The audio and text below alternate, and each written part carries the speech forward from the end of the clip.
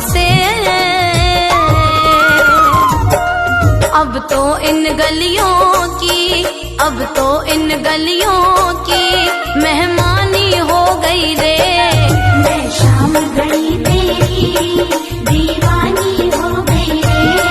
मैं सुध बुध भूल गई, बेगानी हो गई रे।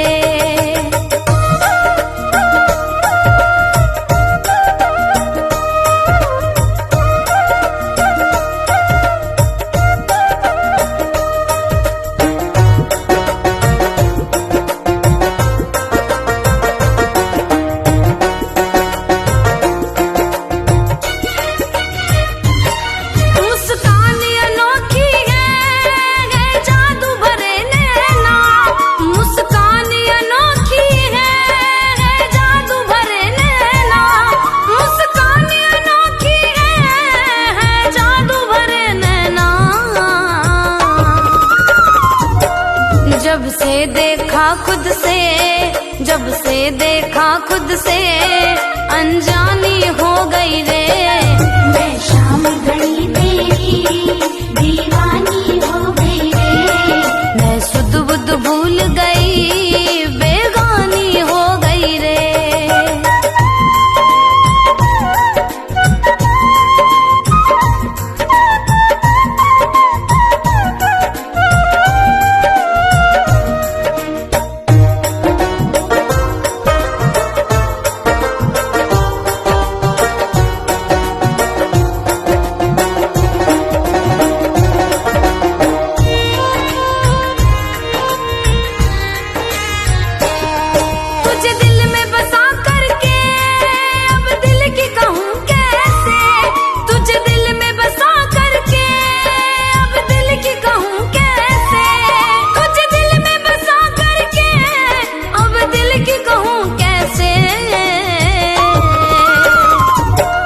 सच बात अगर बोलूं, सच बात अगर बोलूं अभिमानी हो गई रे।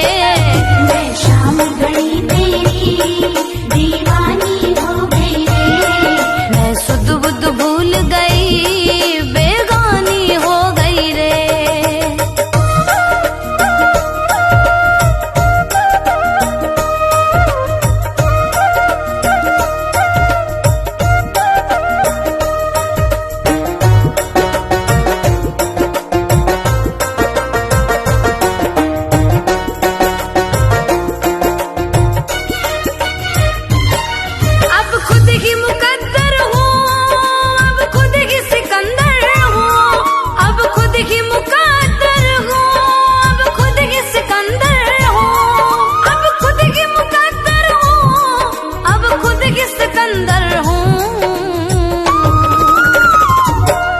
अब इसी तरह अपनी, अब इसी तरह अपनी सुल्तानी हो गई रे। मैं शाम गई तेरी